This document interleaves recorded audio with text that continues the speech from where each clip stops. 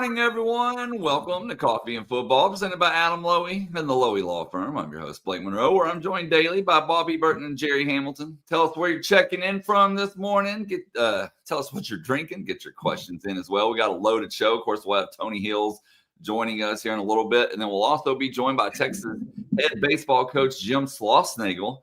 So we got an action-packed show.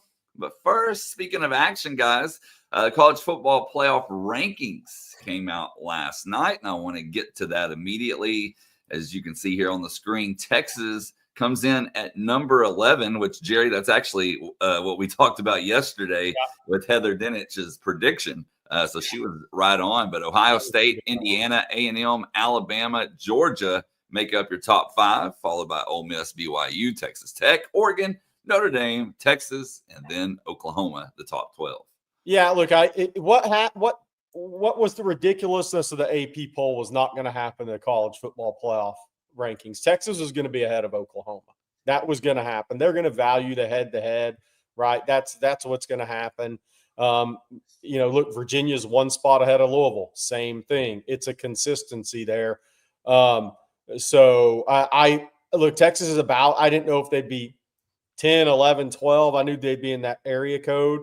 The biggest takeaway for me is, Bobby, we talked that there's about three scenarios out there for me with the college football playoff right now. And the number one scenario for anybody right now, I think, look, obviously number one is if you win out and you're 10-2, you're in and you're going to end up in the top six probably, because if you beat Georgia on the road and then undefeated A&M at the end of the year. Yeah. So let's get past that. Is everybody in America a Pitt fan in 2 weeks? Pitt plays Notre Dame. Yeah, if Notre Dame loses to Pitt, that opens the door for 3-loss team for sure. That will open from the SEC. That would open the door for sure for a 3-loss SEC team. The other big thing out of here is we talked about it. That Georgia Tech loss at NC State was a body blow for the ACC. That was not a good loss for the ACC. Then Miami taking the second loss. They're now really up against it to get two teams in this year. Then you look at the Big 12. Utah I don't think will get in the playoff unless some teams really falter ahead. They can't get to the Big 12 championship game unless BYU or Tech falter because they lost the head-to-heads to both of those teams.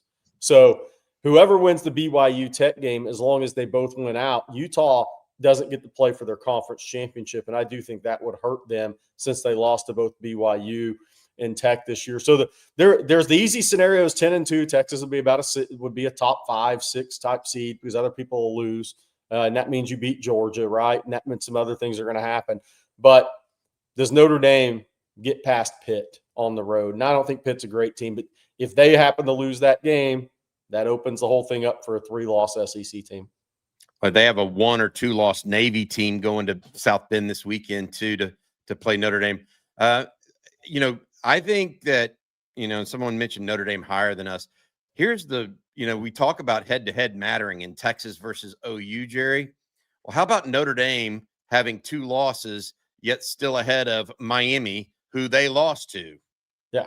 At 18 and almost 10 spots lower, so it's not as direct or as transitive as you would think with some of these. Obviously, they're giving some leeway to Notre Dame's winning streak right now. After starting 0-2, they have won 7 in a row, 8 in a row. So I get it, and Miami's faltered since then. That's the big. But the issue that you have is you're doing it once again where you're rewarding some teams but not others, and that just always gets you in trouble with this. But we'll see how it all turns out.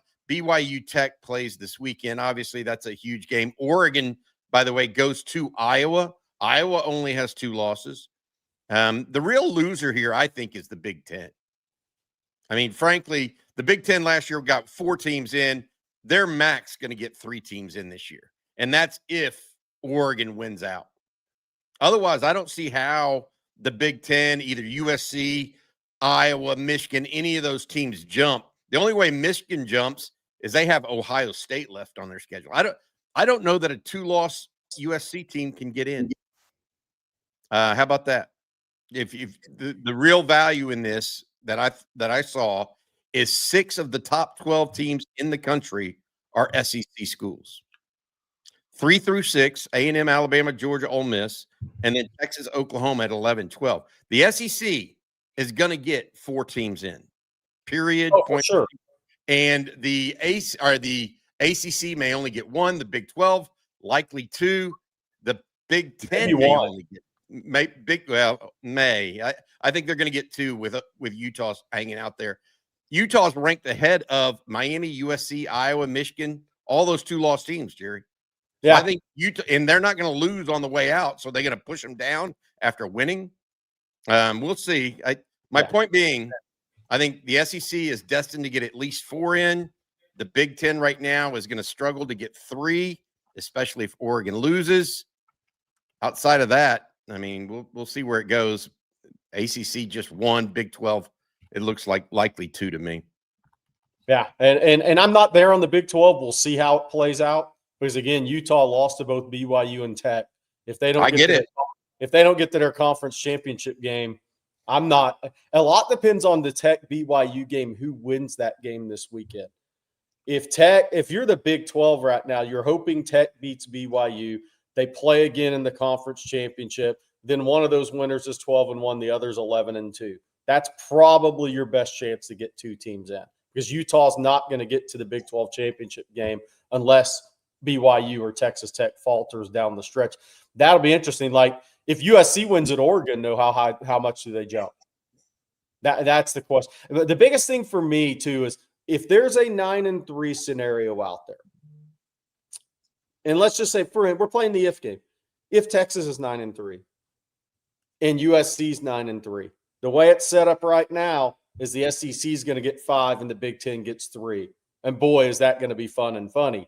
That, to Bobby's point, that's the big thing for me, is if that 9-3 dangling carrot becomes a reality, and you have in that 9-3 is a 5th SEC versus a 4th Big 10, and it goes the way of the SEC and they get 5 and the Big 10 gets 3, this track's going to be a lot of fun and pretty funny, because there's going to be people from Big 10 land just livid. Play better football. Yeah, I agree. I mean, what is the rank? I think, the parity in the SEC is very real. Texas has experienced that this year. It's not in the Big 10. It's just not. I think the bottom 4 teams in the Big 10 have won like 2 conference games, and it's only against themselves. So they just don't. Their games aren't as tight. I mean, you see it. They go up there and they get blown out.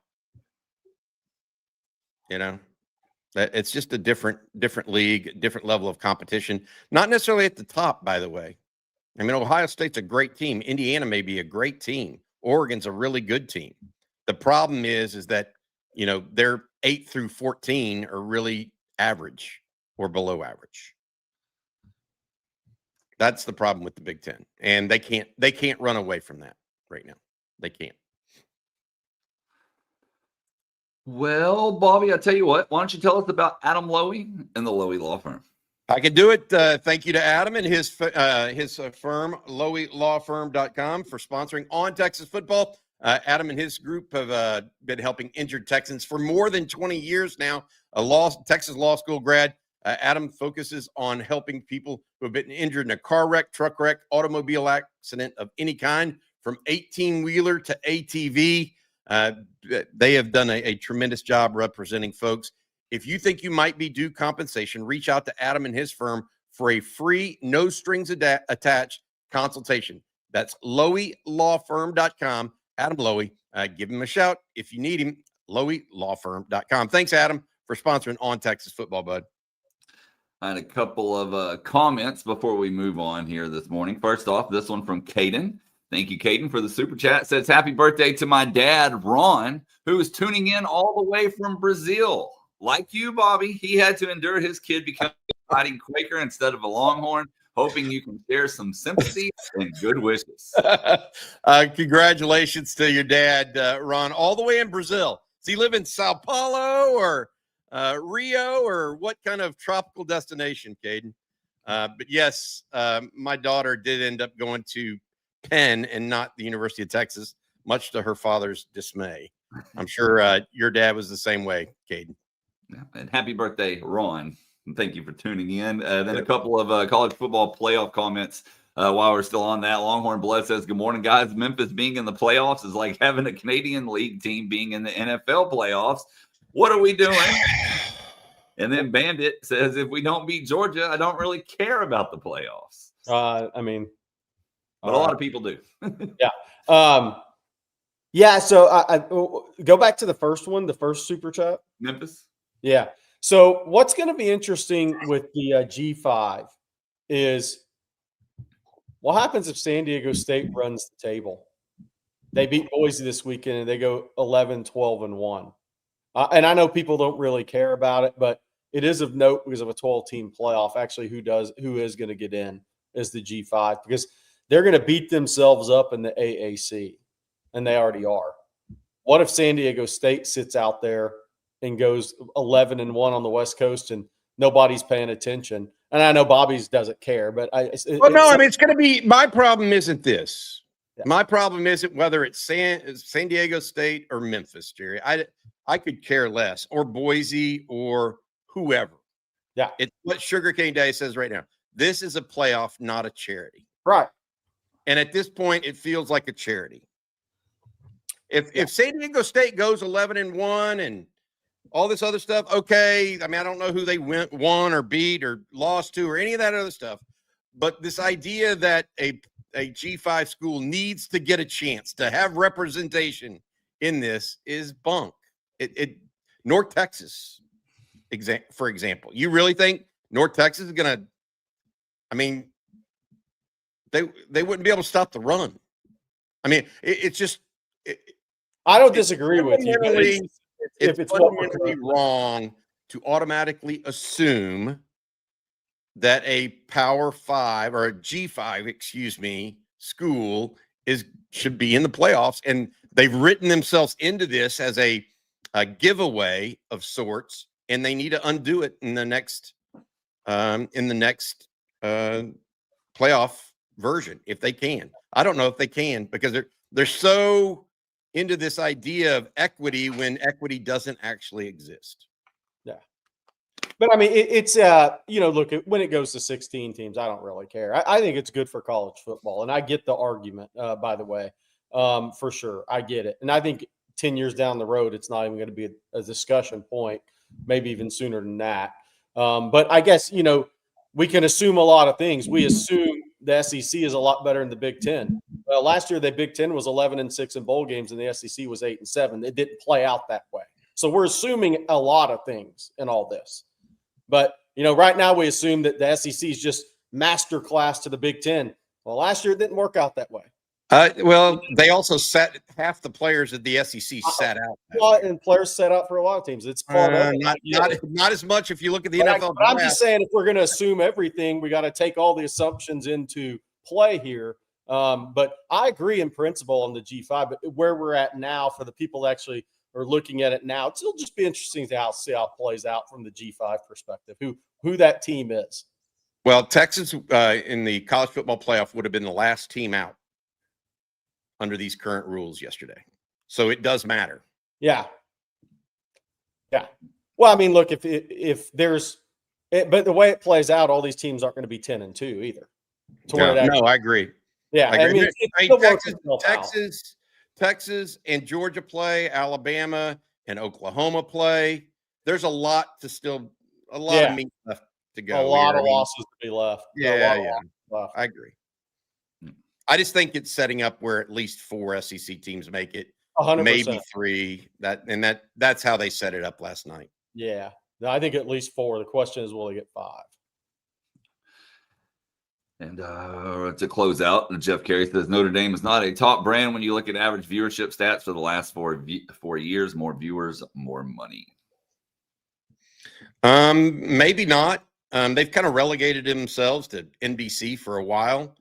And they don't necessarily have the same panache as they once had. When's the last time they won a national championship? Was it Tim Brown? I mean, I can't even remember. Rocket Ismail. Yeah. And so to your point, there is some legacy value there. I don't know if it's the brand it once was. I will say this though, they're a good team. Yeah. Like 100%. I don't begrudge them being ranked. I don't know if they should be ranked the highest ranked 2-loss team. But they're a good program and a good team and have good talent. They may or may not be that good, but we'll have to see. And Jerry Jack Links, thank you as well for your super chat. He said the only reason G5 are in the college football playoff is because of the one good year UCF have. They won't always have a top 12 team. It's ridiculous. So, I agree. No, I agree with that. All right, well, let's move on to recruiting. There was a little bit of drama, I guess you could say, last night when it comes to recruiting. Jerry, and I'm going to put this up. It actually got deleted since then. I do want to add that disclaimer, but Dylan Berryman said, I want to thank Texas football and Coach Sark for giving me an opportunity, but at this moment, I'll be opening back my recruitment up. Thank you, Texas Longhorns. And then, Jerry, I'm going to let you finish out the story after he posted that. Well, I'm just going to say the same thing I've been saying about his recruitment. If Texas wants Dylan Berryman in the class, I think he'll remain in the class. The question is, at the end of the day, is Texas going to want an over-the-ball player as a high school recruit in this class? Because Dylan Berryman's a quality over-the-ball player. He is an over-the-ball player. That's what he is. Or does Texas want to go to the portal for the over-the-ball player?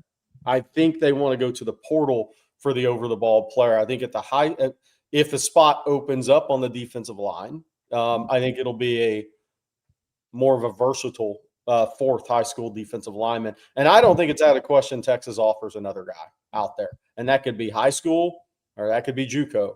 I think there's some guys out there. But if Texas wants him in the class, he'll be in the class. For those of you that follow Jerry Hamilton, sometimes when he talks about recruiting, he doesn't say things on accident. And I just heard the word JUCO in there. See where that leads, Mr. Hamilton. We'll see where that leads. All right. Hey, guys, we got more. The other thing about Berryman is CJ Vogel. Our CJ Vogel contacted Berryman subsequent to that message or subsequent to that Twitter post. And Berryman said, no, I'm 100% committed to Texas. So I literally don't. I mean, I think that a lot of you guys out there are listening to us, maybe scratching your heads. Well, we were doing the same. All right, guys, we've got our buddy Tony Hills coming in this morning. Let's have him. Let's do this. Morning, Tony. What's up, Tony Hills? You can't hear us? Tony, bring the energy. Why are you on mute? He can't This hear is us. the most quiet I've ever. It's the most quiet I've ever heard Tony Hills. Take him out. I tell you what. While we wait on Tony Hills, Hey, while we wait, can I tell him about the hats? The hats Bobby and I are wearing today. Yeah. These were sent to us by Todd Redmond, Woodrow Wilson Booster Club. Heisman High, Woodrow Wilson High, Dallas Woodrow Wilson, a storied high school. Thank you to Todd Redmond for sending these. Hey, a couple of Heisman Trophy winners out of that high school. For those that don't know, Davey O'Brien, Tim Brown, also the school of Sergio Kendall. They've had multiple major winners in golf. They've had Trammell Crow went to high school there. Their Wikipedia page is a lot of fun. Bob Goodrich, the producer of Monday Night Football.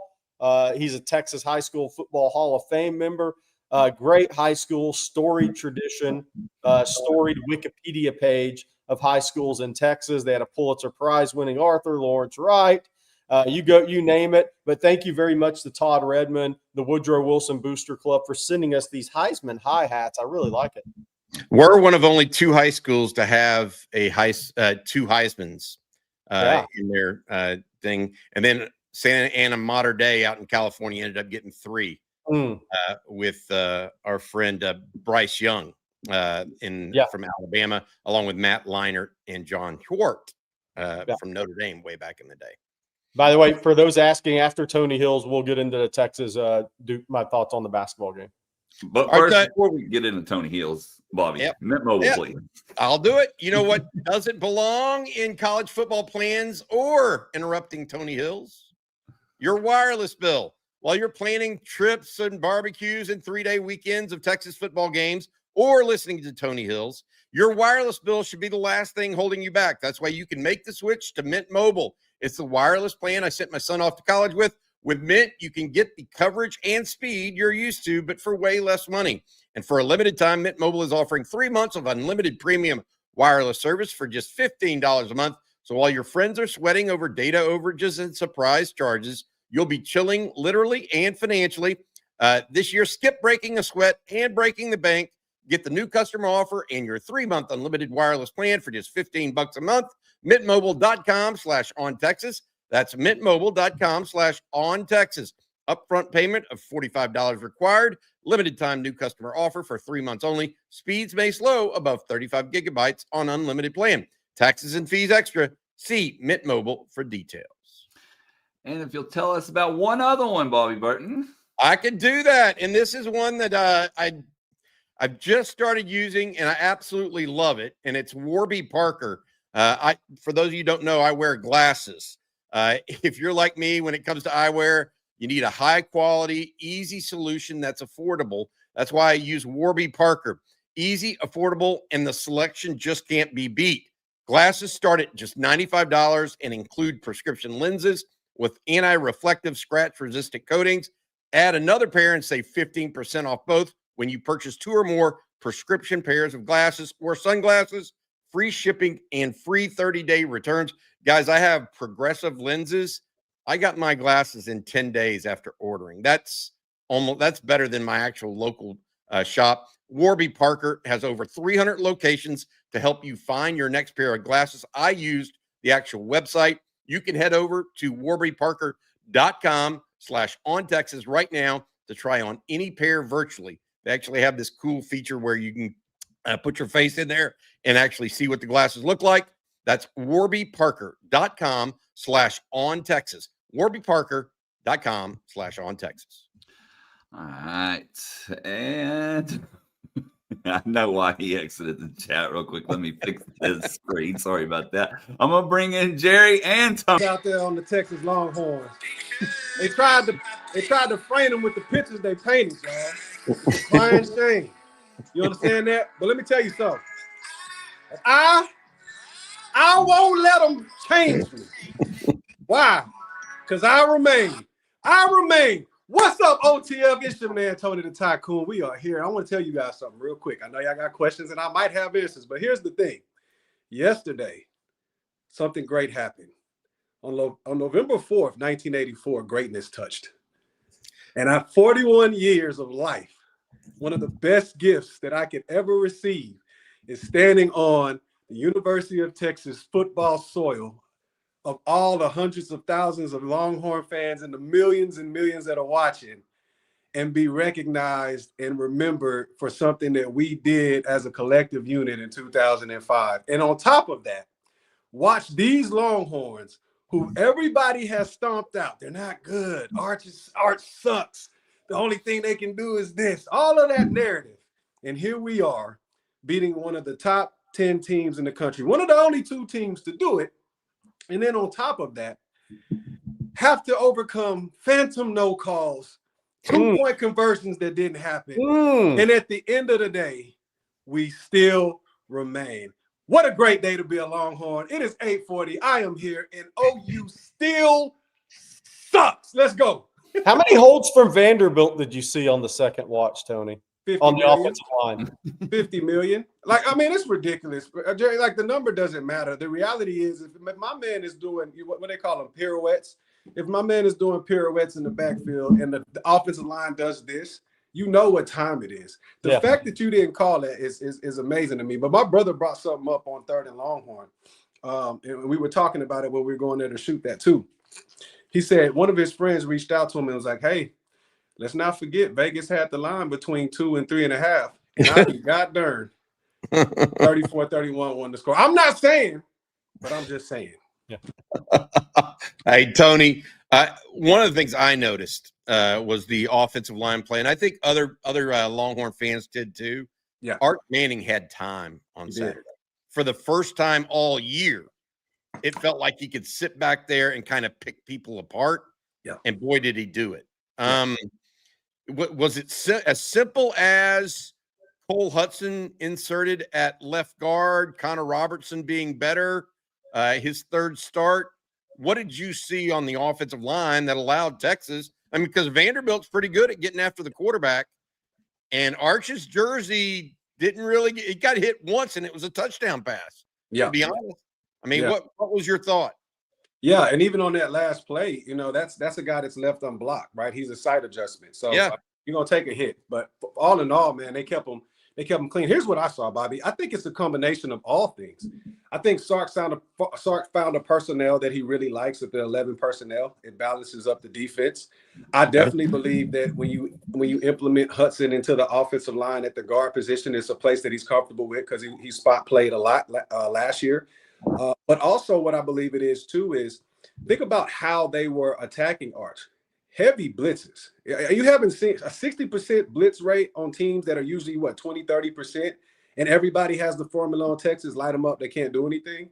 Well, that formula was disrupted this past weekend, and it's simply because if you look at it from a standpoint of logistics, you essentially have two people on the offensive line that are understanding of ID calls. And what ID calls are is how the offensive line sets the front to protect the quarterback, right? Meaning what? Usually, no matter if it's pass protection or if it's run down, the offensive line, you have 5, right? So R5 on their best 5. That's what you're looking to get. And everybody else falls within the spectrum of that. What happens with a lot of teams defensively, if they have a young line that doesn't understand concepts, then they move people around. They shift them around. They stand them up. They do all of these different things. It's called to disguise them, right? But when you implement a Hudson and a Robinson who's played and has experience, now what happens is even if Rob misses something, you got a guy right here that's 3 years, 4 years in the game that can say, hey, no, check. So now it sets everything up front. So when I was looking at it from a pass perspective, when I went back and watched the game, they hit all the blitzes in the mouth. That's the reason why you saw Vanderbilt starting to back off a little bit, because every time they tried to send something, it was getting picked up. People were getting passed off, and that's why Arch was able to sit back there and show you his true talent. So I believe it's a combination of it entering that aspect and then Sark letting Arch be Arch. And listen, we can come with some of the RPOs and we can come with some of the play action, but let's not live in that. You know, that Quinn Ewers era, man, that was his thing. He was a master magician with how he moved that ball. Arch is more of a let me see what's happening in front of me, and then I use my athleticism to buy more time and sling this thing down the field, right? Hit my guys open in the middle. The tight end again was in some crucial situations today. We got to hit him in the middle for 17 yards. That is always going to be open because of the way Arch moves his body. He resets the pocket. And when you have a quarterback that has the threat to run and has a strong arm and can hit throws, they usually say don't throw across the body, but he can make some of those throws. People start to drift open. You saw with CJ Baxter on the touchdown, right? So it's all of those things. Hey, Tony, my biggest question, though, I mean, because they certainly had a great game against Vanderbilt. Yeah. Is this repeatable for the offensive line against a Georgia team that just presents a different feel, man? Yeah. I mean, they've got better level athletes, to be blunt. Yeah. Is it repeatable what you saw on Saturday?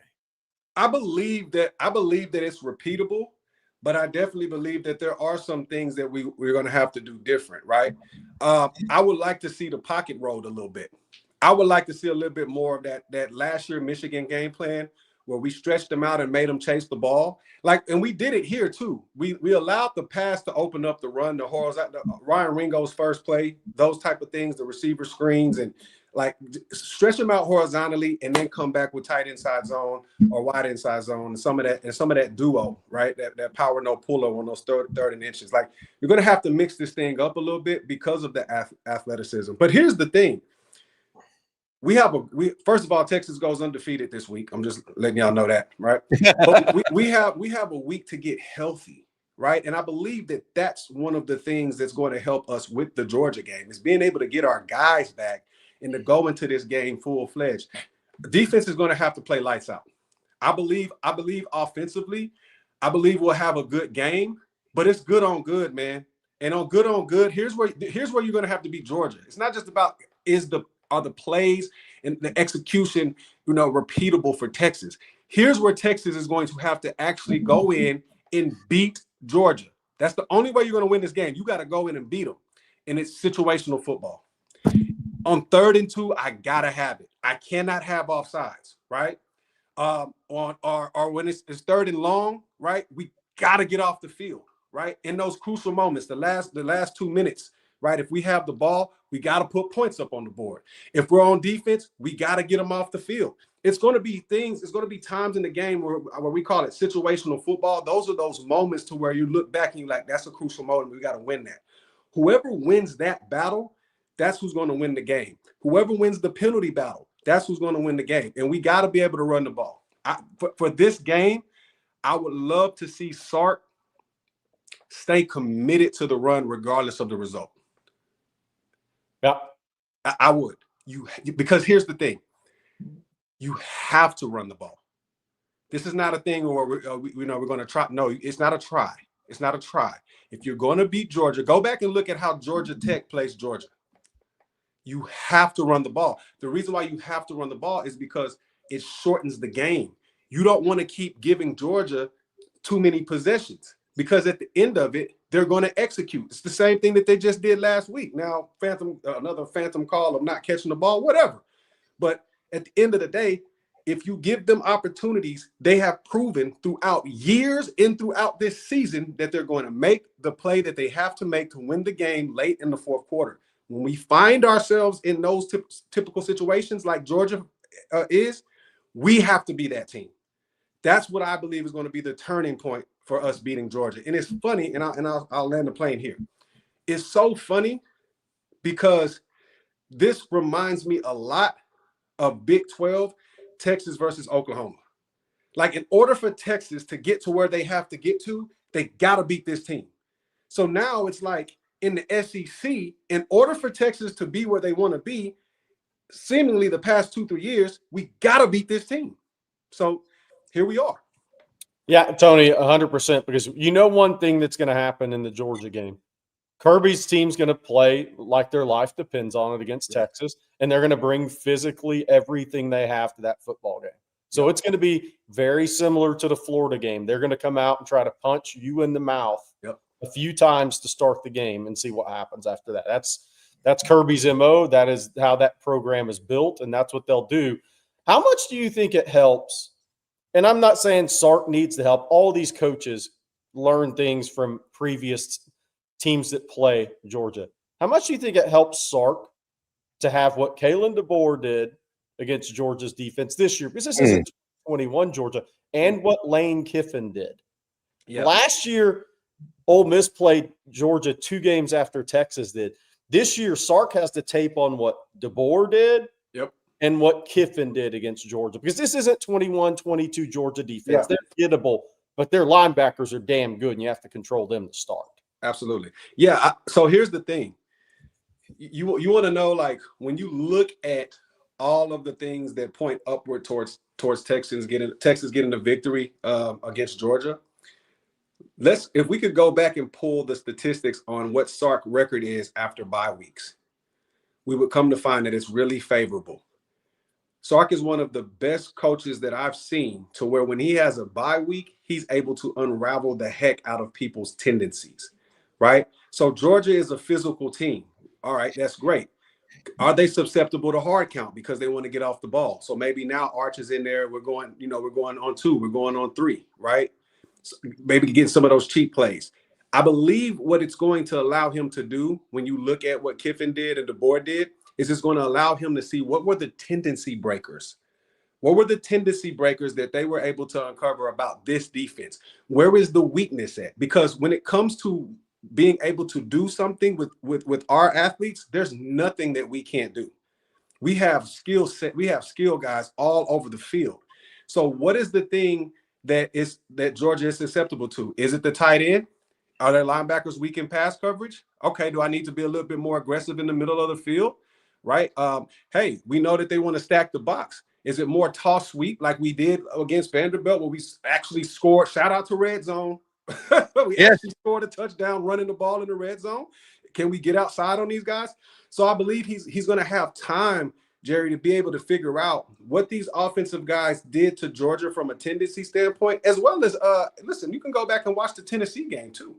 You know, that's a good game to sit back and see, okay, from the passing perspective, how was Tennessee able to get some of these plays going against this defense? Understand the dominance is not as dominant, but at the end of the day, they're still Georgia. Tony, you mentioned the run game and sticking with it. Yeah, I thought Texas actually stuck with the running game really well against Vanderbilt. Maybe a little too much late in the game that kept the game close. But all in all, it was also marginally successful. 100 yards rushing. Yep. Pretty good output against a defense that tries to be stingy. I just thought the game plan offensively from Sark against Vanderbilt, whether it was pass protection or going to more to 11 personnel like you talked about, getting the ball out quicker from Arch, all of it was masterful. The question I have, and this is something I've talked to Rod about at length, and that's the secondary and the kind of breakdown in the fourth quarter. So Rod gave us the defensive back viewpoint of it, right? And he did it as well as anybody can. You're an offensive lineman, okay? Yeah. If you're on the sideline and seeing that happen to your team, where oh boy, we got what's going through your mind if you're on the sideline as a teammate and seeing a team come back on you like that, and kind of clearly through the air, the secondary's having issues. What are you thinking as an offensive lineman at that point? I go to my guys as a leader and tell them we're not giving up anymore. We're not coming off this field on third down anymore. Right? We got to take the game into our own hands. So we got to. So they are, as an offensive lineman, you're saying that to the offensive lineman, not you're not talking to the defense. Okay. Listen. Let me tell you something. They already feel bad enough that they're getting sliced and diced, right? like with a Ginsu knife. They feel bad enough. Me going over there talking to them about what they should do, I'm not doing that. They have coaches, right? We need to control the things that we can control. And up front, what we can control is extending extra effort to get more yards. So now, if we running this ball, we're not getting 3 yards, we're getting 4. I talk to my backs, get 4 yards, right? Keep it tight, get it in the hole. I'm talking to my guards, hey, make sure your hat is across. Hey, push the hip. Let's get this backside cut off.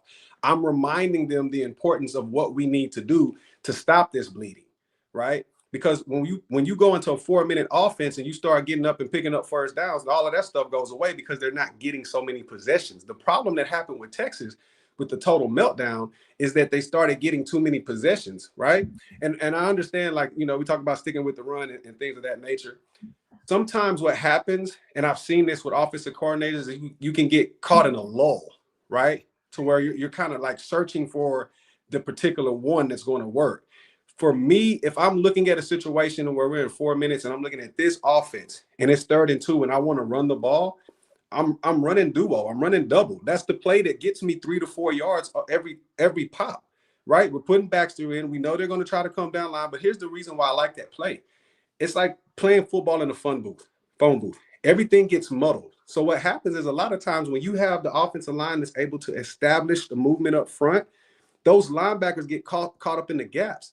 And when you have a back like Wisner that can bounce things outside, there's your 4 or 5 yard pickup right there. Even if you get tackled by a safety, you're still tackled in bounds. The clock is still running. So I believe that on the offensive line perspective, you got to put it on yourself, man, to say, hey, man, look, no more of this 3-and-out crap. Bring your offense together. Let them know we got to help our guys out by staying on the field. That's what I have done. So it's disheartening to see because it's like, I know these guys are better. But, hell, I mean, look, man, it's a top 10 team in the country. They're not number 9 for no reason. Yeah. Hey, the other question I had for you is the procedure penalty near the end of the game that was called procedure instead of offsides. Yeah. I mean, was there, like, you played offensive line for what, 15? I mean, was there any thought process that you could think of that would make that a procedure as opposed to an offside, in your opinion? Or was that just a complete blown call by the officials? Listen, man. So by the rule, right?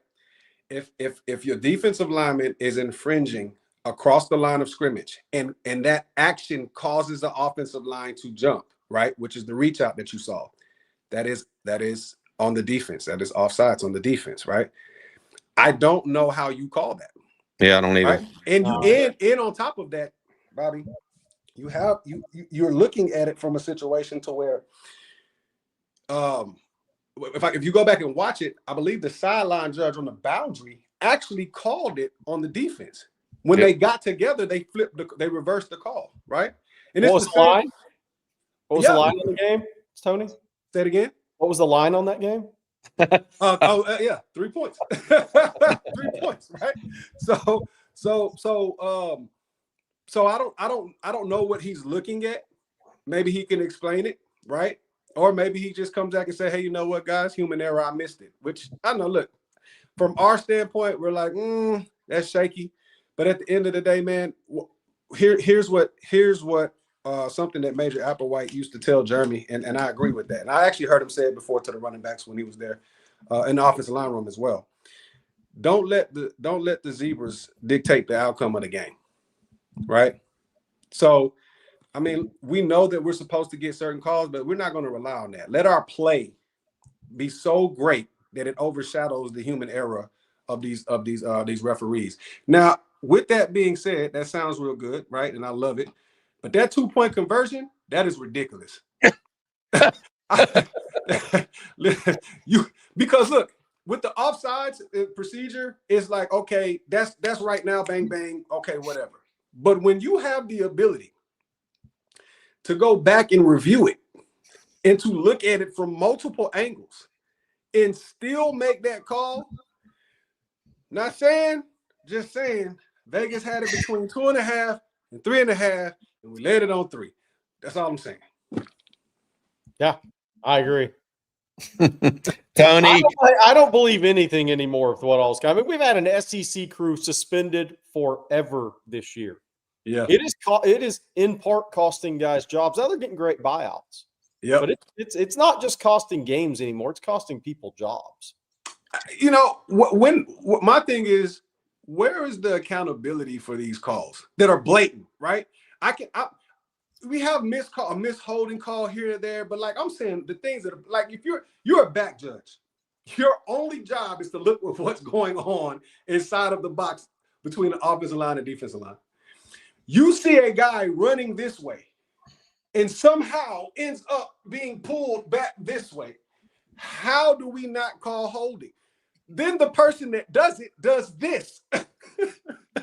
So how do we not call that? And I believe that's where the frustration comes from, is because, okay, this is clearly a holding call. You've been a referee for 17 years. Some of y'all 12, 20, 15, 10, double-digit years. You've called holding in every other game. What makes this different? And I believe that's where the frustration comes from, is this is clearly what it is stated by the rule. Why are you not calling this? That's where the frustration comes from, because it does affect the game. A holding penalty is just as crucial as a sack. Think about it. A sack turns momentum. A sack can stop a drive. A sack fumble recovery can create a turnover, right? Hey, if it's 3rd and 2 and I get a holding penalty, now it's 3rd and 12, I have to scrap all of my short down and distance plays. I don't have too many plays from 12 yards out that's going to pick me up a first down, right? That's a win for the defense, and inevitably becomes a win for the offense because we get the ball back, right? So these things have to be called. And if you have crews that are continuously being brought up in these situations, now I start looking at the SEC as an organization and saying, hey man, where's the standard of excellence that you guys claim that y'all have, right? This is about integrity of the game now, right? Let us, the players, the ones that put in the work, let us decide the game. We don't need y'all help. Let us decide. Tony, Tony, thank you so much. Again, it's Hump Day with Hills. Tony, the Tycoon, Tony Hills, former Longhorn national champion, as well as a long-term NFL offensive tackle. Thanks, Tony. You be good, buddy. All right, man. Appreciate you guys. Hook 'em. Hey, this is funny. He's talking about refs not deciding things. Next year they may have automatic umpires in the behind the plate in the Major League Baseball. I'm sure our next guest is interested in the outcome of that decision. Coach Jim Schlossnagle, head baseball coach, University of Texas. How you doing, Coach? I'm doing well. Good morning. Good. Good morning. How's it going there in Austin? Oh, it's going great. Yeah, great time of year. I'm surprised you guys don't want my opinion on any of the football stuff because I'm a massive college football fanatic. And so this is my the month of October is my favorite month with playoff baseball and great college football, but November is not too bad either with college basketball cranking up. So yeah, things are going well. We're in a period where we're really hitting these guys up hard in the weight room and working on their individual skills to get better before the holidays, and then the season cranks up. Coach, you look at your squad this year. Can you give us kind of a preview of what you think your strengths are going to be heading into 2026, I guess, baseball season? Yeah, I mean, I think we're you never know till you play the games, right? So all these things are, paper tiger, I guess you'd call it, except for the guys that have proven it. But certainly when you return over 80% of your innings from a pitching staff that led the SEC in ERA, knock on wood, if we, the past never equals the future. So you have to be, those guys have to keep getting better too. And they are, but the guy, getting Ruger, Luke Harrison, Max Grubbs, Thomas Burns, just some awesome, not just pitchers, but really good leaders on the team. Having those guys back, and then just to this point, maybe as talented a freshman class of pitchers that I've had and or we've had it on any team that I've coached in a really long time. So super excited about that, and just got to keep those guys healthy and keep their egos in check. Try to get them as many innings as we possibly can and still win the ball game. So I think that'll be the strength of the team from a position player standpoint. We had a really good fall. We got hit harder than expected in the draft at the end of the summer when we lost a couple position players, one outfielder and one kind of utility guy that we were counting on. But that's opened up some opportunities for a freshman named Anthony Pack, super talented young player that we're probably going to just have to roll him out there and let him get better throughout the course of the season. Jaden Duplantier's had a really good fall, guy that's bounced around and done some different things. But there are some really marquee players on our team. Adrian Rodriguez has all of a sudden transformed himself into a really good defender at shortstop.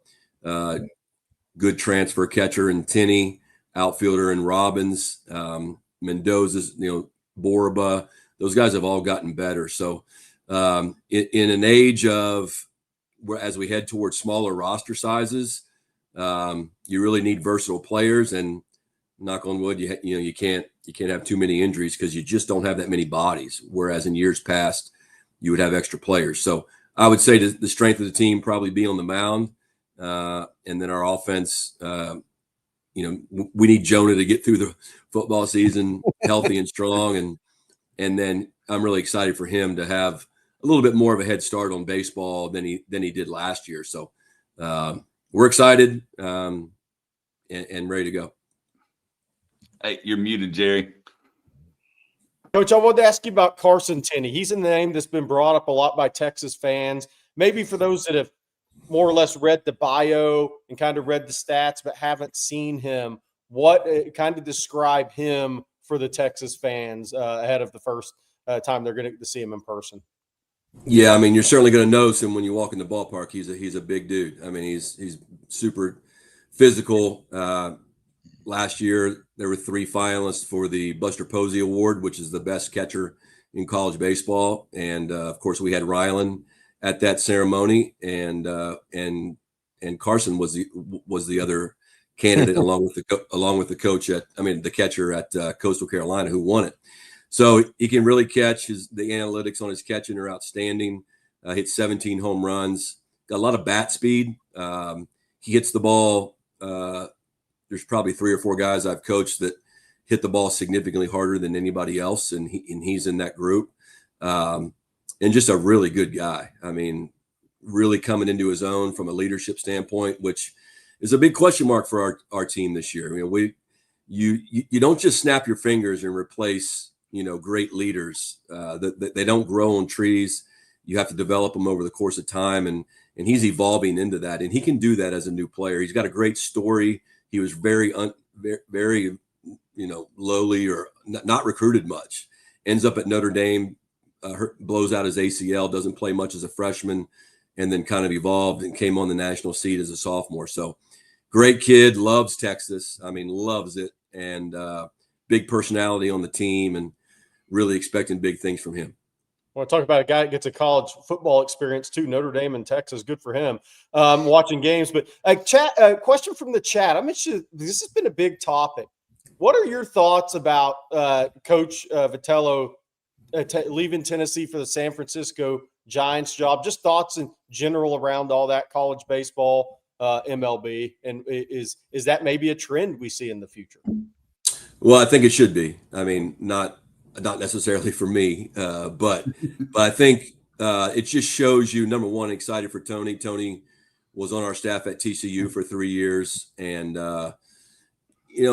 for so many years, we've always said, like, why is it that a guy like Rick Pitino can bounce back and forth between college basketball and the NBA, or we all know the NFL coaches, whether they be head coaches or coordinators, they bounce back and forth between college football and the NFL. But for some reason in baseball, there's like this unwritten rule that unless you were a great player in professional baseball,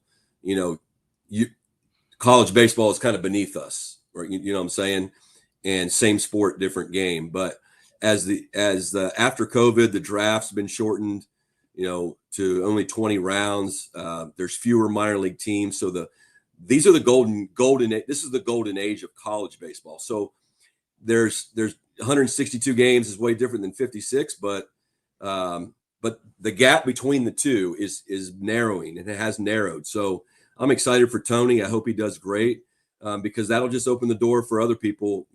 I mean, I'll be out of coaching probably by the time that really gets going, but I think it's really good for the sport. There's certainly a lot of those guys that want to coach in college baseball. That's for sure.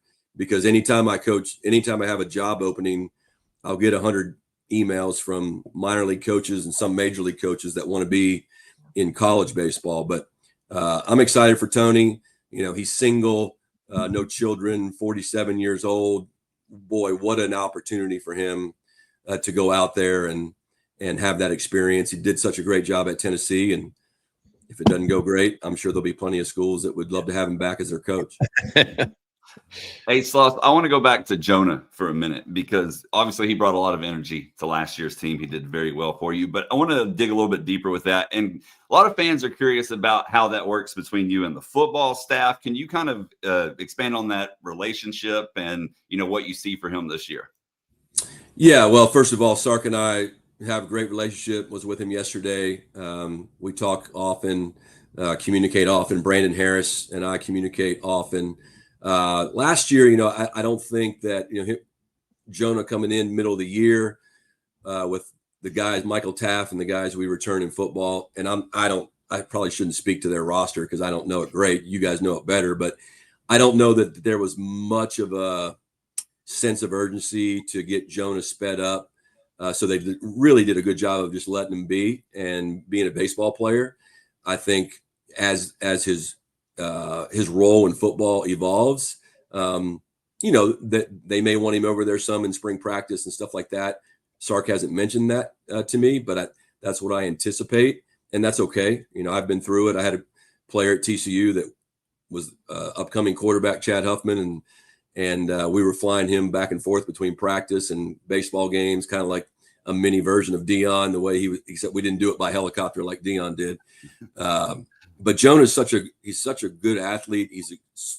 His competitive spirit, his competitive intelligence is some of the best that I've ever coached. And so he can handle it.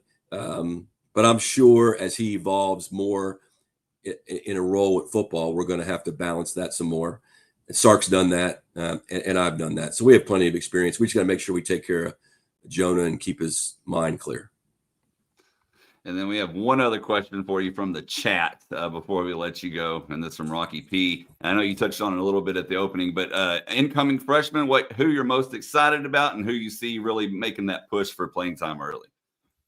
Well, on the position player side, Anthony Pack, outfielder from Long Beach, California, left-handed hitter, can run, play the outfield. Had never really touched a weight, really hadn't lifted much. He's put on a bunch of weights, gotten stronger. It's tough to be a freshman in our league and make an impact, but he on the position player side, he would be one that I'm super excited about. We don't have that many freshman position players. You'll see more of that hopefully if we get through the draft next year. On the mound, though, boy, I mean, I got to be careful. I got to be careful that I don't leave anybody out. But Michael Winter, Brett Crossland, Sam Cozart, Brody Walls, Jack McKernan, those 5 guys in particular have really, really stepped to the forefront. They're strike throwers with really good arms. And normally those high school pitchers, you may get the strike thrower with less stuff, or you're going to get the big arm that you have to massage, through the strike zone. And but so far those guys have done a really, really good job, and they're big and strong and physical, and they look the way they're supposed to look when you're a pitcher at the University of Texas, right? And so I'm super excited about those guys. There's other ones too, but right now those are the ones that are at the forefront. Coach, last thing I had for you, it's more of a if you ever thought you'd see it question. Did you ever think you'd see a guy in baseball who's 6'4", 210, runs like the wind, has instincts, goes 50-50, hits 50-plus homers from the leadoff position, then goes and takes the ball twice in the World Series and hits 100 miles an hour? Because he's going to elevate the game of baseball for all of you guys if he stays healthy the next few years. Did you ever think you would see that in your lifetime on a baseball diamond? I don't think anybody could say they would ever see it, because he's the best player to ever put on a uniform. Yeah. I mean, I never saw Babe Ruth, but when you talk about what he does offensively, Shohei, what he does on the mound, and he can run, like he steals bases, and he's huge. And so, he's been through Tommy John, he's had some injuries and gotten through that. But it's so hard to just be a hitter. It's so hard to be a pitcher in the major leagues, the ability to do both. It's incredible. He's a generational, maybe, I don't know, hard to say once in a lifetime, because there's really never been anybody like him in the big league. So it's fun to watch. And I think you got to give Doc Roberts a lot of credit for the way the Dodgers have handled him. And it's impressive, fun to watch. Oh, now, Bobby, I think you're muted. Man, it's catching here, Coach. I'm sorry. First year in the SEC regular season champs. We wish you nothing but the best of luck. We got to tell you, see if you know a trivia question. You said you're a fan. This hat is from a Dallas area high school that has had 2 Heisman winners. Do you know which one that is by chance? Davey O'Brien and Tim Brown are the 2. What do you think? Oh my goodness. I don't think we've ever recruited a baseball player from this high school. They don't have baseball players there very often. Man, you guys teed me up to fail right here. Davey O'Brien went to TCU. I know that. I know, yeah. Is that like a downtown Dallas high school? It is. It's Dallas. Carter? No, it's Wilson. It's Woodrow Wilson. You're on it. You're on it, Coach. I knew the Notre Dame guy went to a downtown Dallas school, yep. but yeah, that's awesome. Is that what that hat's from? Yeah. We wear hats every so often. We got one from Dallas Wilson. Coach, in all seriousness, you've been a great representative of the University of Texas. We get pictures of you sent to us all the time of you down there on the field with Jonah. And so it's kind of fun to touch base and everything. And best of luck this spring, and we'll be out there for some games, man. All right, man. Look forward to having you guys. Have a great fall. Thanks, Coach. Horns. Thanks, Coach.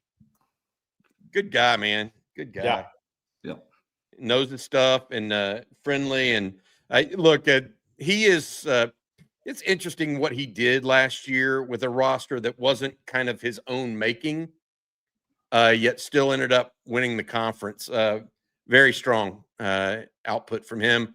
Anxious to see what he's able to do. He's at 80% of their innings coming back next year. I thought that was really strong, considering they won the conference using a lot of those guys last year. All right. Before we move on, fellas, I need to tell everyone this morning about Prize Picks, because we make decisions daily. But on Prize Picks, being right can get you paid, and it's simple to play. You just pick more or less on 2 to 6 player stat projections. If you get those picks right, you can cash in and win up to 2,000 times your money. It's the best way to get in on sports action in more than 40 states, including California, Florida, Georgia, and right here in Texas. And this week, I'm taking Alabama quarterback Ty Simpson to have more than 1.5 passing touchdowns. Ohio State wide receiver Carnell Tate to have more than 79.5 receiving yards. And USC tight end Lake McRee to have less than 26.5 receiving yards. So come join me on those picks or make your own in less than 60 seconds. Turn your sports opinions into real money. Download the Prize Picks app today and use promo code ONTEXAS, and they're going to give you $50 in lineups after you play your first $5 lineup. That's code ONTEXAS to get $50 in lineups after you play your first $5 lineup, and that's Prize Picks. It's good to be right. And I want to tell everyone about Huel as well, because you ever get those mornings where you're running out the door, no time for breakfast? Well, that was me pretty much every single day. But now I've got Huel. It's my go-to. 35 grams of protein, 6 grams of fiber, 27 essential vitamins and minerals, no added sugar, and it's gluten-free. Best part is it's under $5 a meal, ready to go. I drink it daily. It keeps me sharp and not hangry. Now, my energy's a lot smoother all day. There's no crash, no skipping meals, just solid focus. And they've added the Daily Greens ready to drink to their lineup. It tastes fresh. It's clean. It's only 25 calories. You get 42 vitamins, minerals, and superfoods with that thing, not to mention 4 grams of fiber and just 1 gram of sugar. It's the perfect morning pick-me-up or midday reset. If you're busy like me and you want healthy eating made simple, grab both, because Huel's now in Target stores nationwide, or you can order online. Get 15% off your first purchase with code ONTEXAS at Huel.com/ONTEXAS. That's Huel, HUEL.com/ONTEXAS, promo code ONTEXAS. Huel, eat smart, stay fueled, keep it moving. Okay. Hey, Blake, you keep us moving each and every morning. Oh, thank you. I want to say that because Jerry and I were on mute today, and you have made it 45 days, my man. 5. When we hit 50, I'm done. I'm done. Blake, I'm bored. Blake, you know what you're doing this weekend? You're getting those Christmas trees moving. I am. You have no idea. We had a discussion about it last night, so it was. Yeah, it's coming, I guess, to say the least. I'm sad that you had to have a discussion about it. He just had to say, yes, I understand about 12 times. Yeah. I've sent y'all the picture before. We have a storage shed that's like just straight decorations, and I will be in that thing crawling all around it. It's not fun, let me tell you. Oh, man. All right. Well, something that we need to get to is basketball. Steph here says, Jerry, thoughts on the men's basketball game? And Seth, thank you for the super chat. Yeah, so look, I'll be weird. I'll be a little different than some people, I think, this morning. I'm more excited after last night than I was, and it has nothing to do with the score or anything like that of a game. Look, Duke's a very unique basketball team, and we talked about this going in. We talked about it on a live stream last night. They're 6'5", 6'6", and 6'8" on the perimeter. They present something that nobody else in college basketball will to a team this year. And then behind it, they have obviously a lottery pick, a top 5 pick in Boozer, and a rim protector behind it. And their guards off the bench are 6'4" and 6'5". They literally were built to have the most unique perimeter length I've seen on a college basketball team. And they're Duke. Duke is Duke. They're on TV more, Leave It to Beaver reruns, all that crap, right? We get it. But my takeaways from last night, and my first takeaway is, look, I want to see Trayvon Mark raise up and shoot a couple threes early in that game. He didn't. He was more in team running mold. I think he's going to have to attack more consistently. Just pull. He's going to have to shoot it over the top early in some games, I think. But I said that about Duke to say this. The next 2 times you see Texas play against a high major team is going to be Arizona State and probably Washington State and Maui. Their guards are 6'1" and 6'3" with 6'3" and 6'3" off the bench. Washington State's two guards are 6'3" and 6'3", their top two guards. You're not going to see what Duke presents again. You're going to see other good teams, but they're going to be different teams in SEC. Nobody has what Duke has in terms of perimeter length around them. So that's a tough team to go get clean looks against. I mean, they had 6'8" Dame Sarr, who's going to be a first-round pick, guarding Tremont Mark. And from a basketball standpoint, he can play a step away and with all that length, keep you from getting a clean look. He doesn't have to get to your body and get into your space and be in position to get driven by. So Duke has that unique perimeter length. But I like a lot of what I saw last night. Look, Sean Miller's got really good offensive concepts. And I think both coaches almost didn't get into the transition game for different reasons last night, which was interesting. But I think you're going to see Texas get out and run more against future opponents. And I think teams will want to run with Texas in different ways. Future opponents will. But Sean Miller's a really good coach. I love what they're doing offensively. It's going to be a lot of fast execution, continuity offense. And I've said you're going to see glimpses of it this year while he builds out his roster, which I think will get better on the perimeter in future years around that. You know, what Gonzaga, what Arizona does, that's a lot of the concepts that Texas ran last night with Sean Miller, and he ran those at Xavier as well. But if you'd have told me going into this game that Matas and Lucina would combine for 20 and 17, I would have kind of snickered because they didn't play in either scrimmage. Lucina hadn't played a college game since March of 2024. That was both those guys' first game playing for Sean Miller in a Texas uniform. They'd been limited in practice.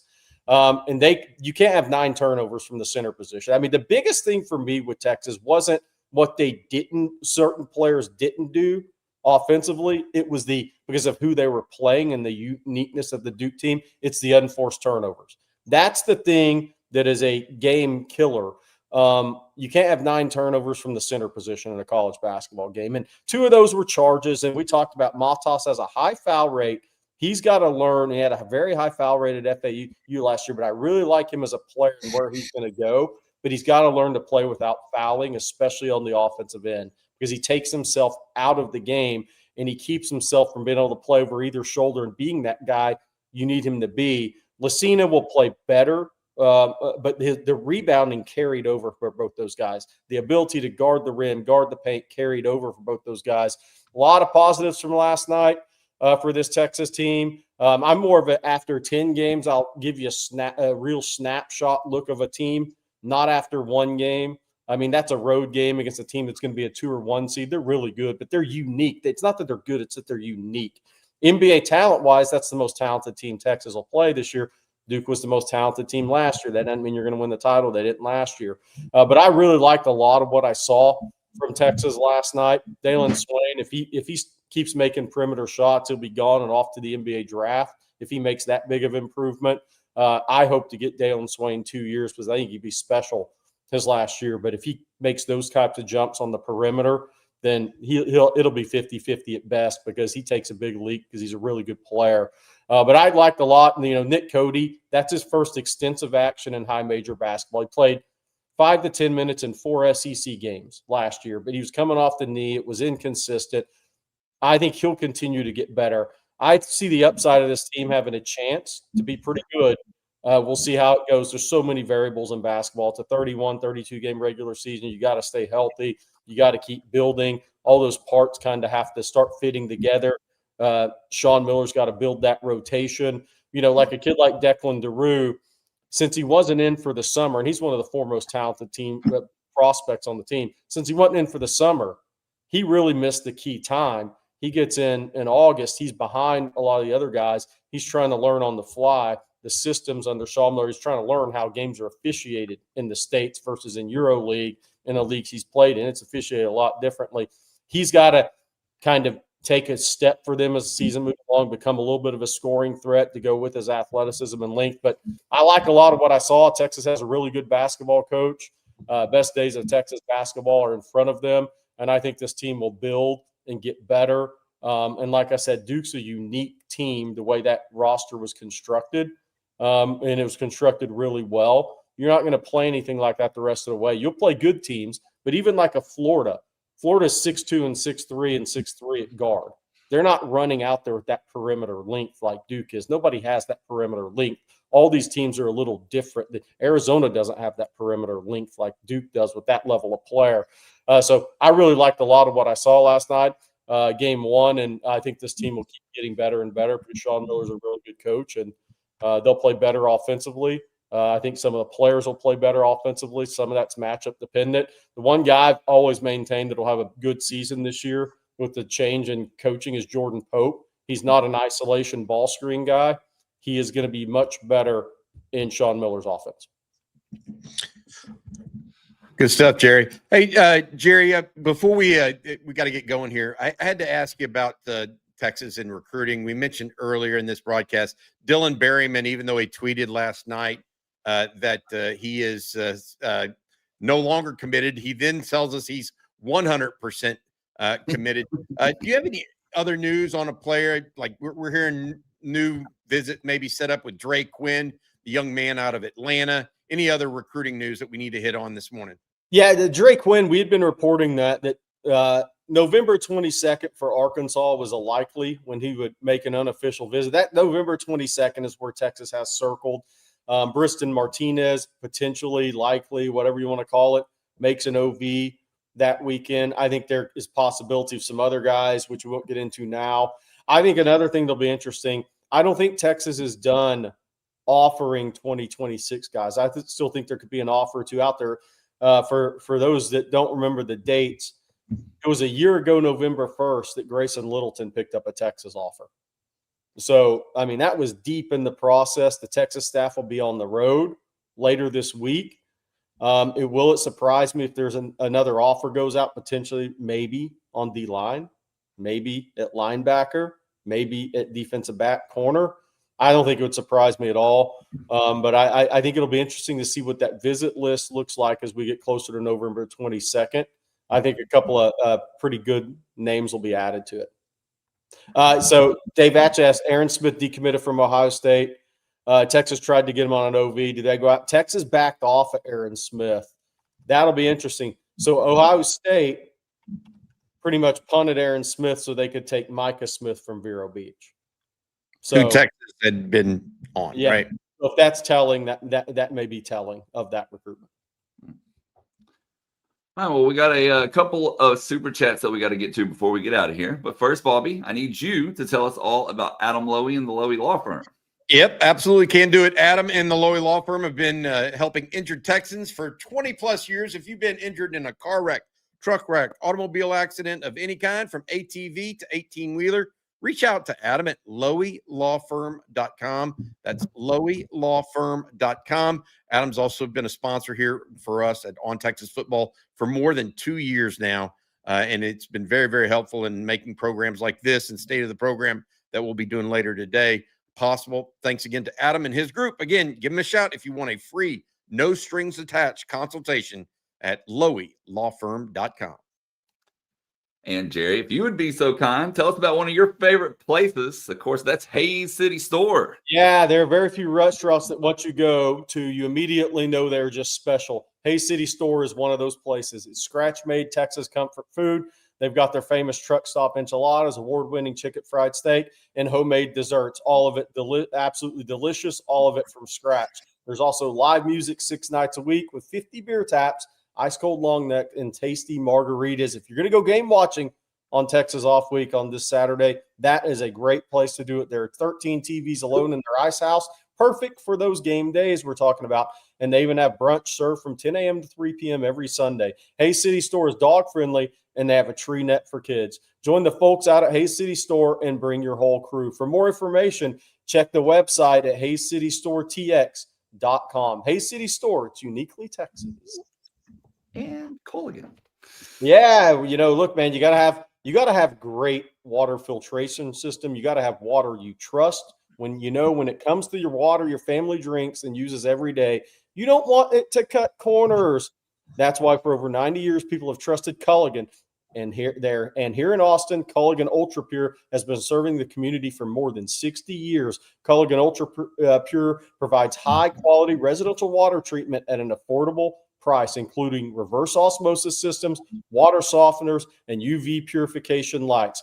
Whether your water comes from a well or a municipal source, Culligan has the perfect treatment solution for your home. And right now, you can schedule a free water test and save up to $600 when you mention On Texas Football. Culligan proudly serves Austin, Corpus Christi, Victoria, Brownwood, Pampa, and Plainview. So don't wait. Call Culligan Ultrapure today at 512-339-2378 to schedule your free water analysis. That's 512-339-2378. Better water starts with Culligan. Make sure you ask for Michael there. Hey, I spent some of Sunday, guys, out at Hayes City Store watching pro football. Man, it was perfect. I just got to tell you, nice and bright, sunny day. Sat underneath the ice house area and just watched some football. Had some fried chicken, mashed potatoes. Oof. Yeah. I want to answer this question real quick. Rocky P, is anybody traveling out to meet with Malcolm? Haven't heard that. Not saying it's not happening. Haven't heard that. I'll be surprised if Texas isn't in East Ascension to see Briston Martinez later this week, though. And for the second part of that question, I actually did some research when I saw that. It says, if Texas wins out, we will have 4 top 10 wins. Has the Texas team ever done that? And granted, I only had like a minute to do this. But the closest thing I could find, 1983, the team that went 11-1 beat 3 top 10 teams. So Bobby may have a different answer. No, I don't. I'm not off the top of my head. But look, I mean, Texas needs to take care of Texas over the next 3 weeks. Go in. They're obviously going to be underdogs to Georgia. They'll likely be underdogs A&M. I'm one of those people, Jerry and Blake, that Texas is at this point in time, they need to focus on what they can control and who they can control. And that's only them. When we talked to Tony Hills earlier today, I asked if the offensive line's performance was repeatable.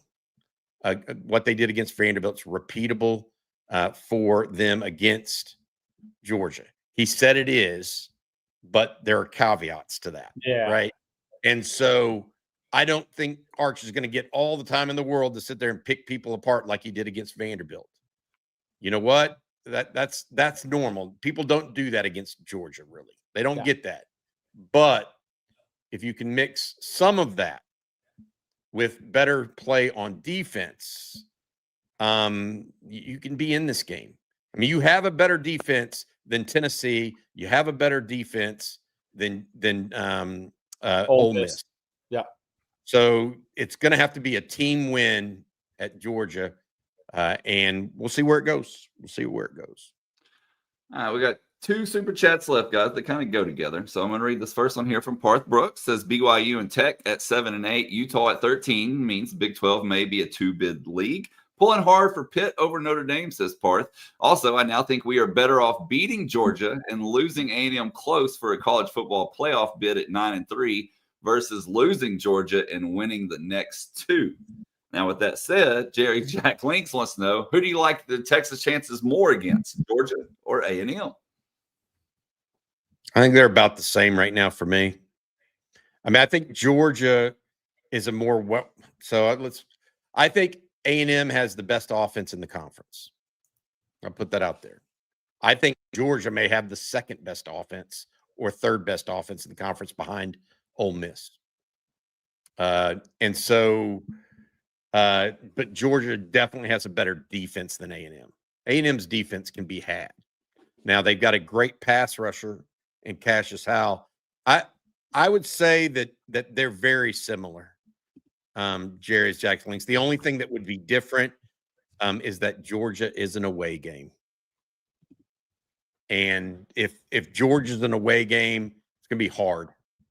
It'll be hard for Texas. Look, it's down to the brass tacks, though. I think they have chance against both. I don't know if they have a better chance against either one personally.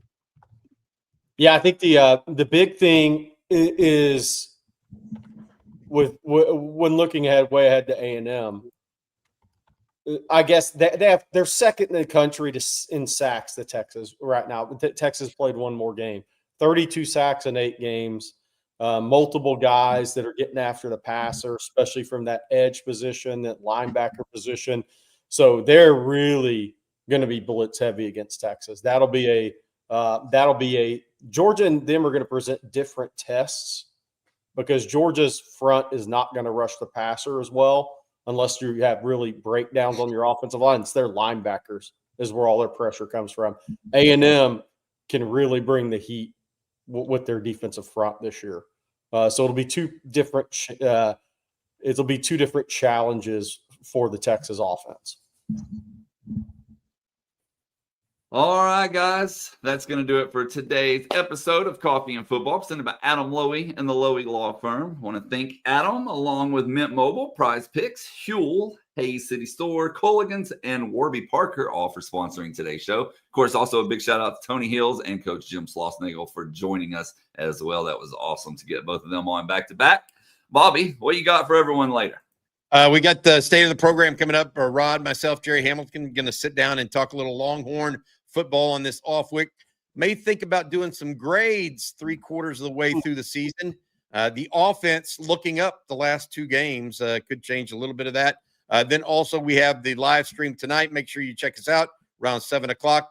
We'll have another video as well. And make sure you check us out at ontexasfootball.com. Jerry's posted some notes on the basketball game last night, as well as some recruiting stuff coming up. Make sure you check us out on texasfootball.com. Right now, you can get a subscription for just $39.95. Give a free subscription away for Christmas, by the way, if you want to. 1 year of access for $39.95. That's $20 off the regular subscription rate at ontexasfootball.com. Use promo code OTFOG. That's a good idea for a gift. I didn't think about that. We may have another Christmas gift in the offing as well. Based on some things I've been talking to people about in the last couple of weeks. So hopefully I have that out there for you guys too.